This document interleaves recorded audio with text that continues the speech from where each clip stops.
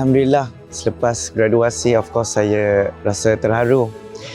Rasa happy sangat, bersyukur kepada Allah, kepada my family, to everyone who support me for my master. So, of course very happy and rasa nak sambung belajar terus.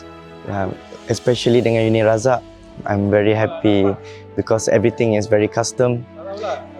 The lecturers, they are all very understand saya bekerja sambil belajar, faham dengan masa, but also give all the example of the study yang sangat berguna for my business. So itulah, I'm very happy. Di Uni Razak, saya adalah student konvensional, kelas setiap hari Sabtu. Of course, saya takkan lupakan semua pensyarah-pensyarah saya, my supervisor, Dr. Fahana, yang betul-betul mengajar saya dengan penuh kasih sayang juga, I would say. Ya, tak kira masa, just very helpful. I'm very happy lah. And also for my personal business, I made few personal business yang pensyarah pun personally pun give me some ideas, tolong. This all really help my business to grow even bigger. Alhamdulillah. Untuk Uni Razak, I wish all the best. I wish dapat kampus yang lagi besar, ya, insya-Allah. And I wish untuk semua pensyarah semua panjang umur, murah rezeki, dan juga apa-apa yang you all minta, Allah akan tolong, insya-Allah. Saya buat MBA ni dalam masa 12 bulan dan memang tak sangka boleh dapat, alhamdulillah, result yang orang kata alhamdulillah sangat cemerlang. I rasa sebab Uni Razak memberikan sokongan yang sangat paduan untuk kita adult learner. So saya sangat gembira dan orang kata bersyukur dengan hari ni punya percayaan dengan kawan-kawan semua. Momen tu actually banyak tau, tapi yang saya paling ingat ialah 2. Sebab kita anak saya sambil belajar juga.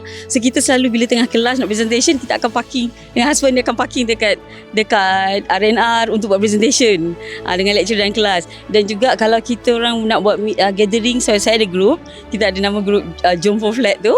So kita ada group, kalau kita nak buat presentation ataupun kita orang punya discussion, biasanya sampai tengah-tengah malam. Kadang pukul 12, pukul 1 kita orang masih lagi orang kata, sebab kita nak kerjakan orang kata yang terbaik lah untuk kita punya assignment dan presentation tu. Ini untuk semua kawan-kawan dan terutama pensyarah Uni Razak sendiri. Sebab saya rasa saya ada juga belajar di universiti yang lain sebelum ni. Tapi apa yang saya nak kata, yang bila saya dah masuk, baru saya rasa apa yang ada di Uni Razak, dia punya lecturer sangat-sangat friendly, sangat-sangat supportive. Dan saya rasa lecturer dia memang bukan kata hanya untuk ajar saja, tapi nak pastikan yang kita faham dan kita boleh jadi graduan yang lebih cemerlang dan kompetitif dekat luar sana. Sangat best lecturer Uni Razak. Serius, sangat recommended. So, kesempatan ini nak ucapkan tahniah dan untuk combo ni, dan saya rasa selama ni dia berjuang untuk menghabiskan awak punya MBA ni. So, bukannya sekadar dia terpaksa korbankan masa dan tenaga dia, tapi juga dia terpaksa korbankan masa dengan family.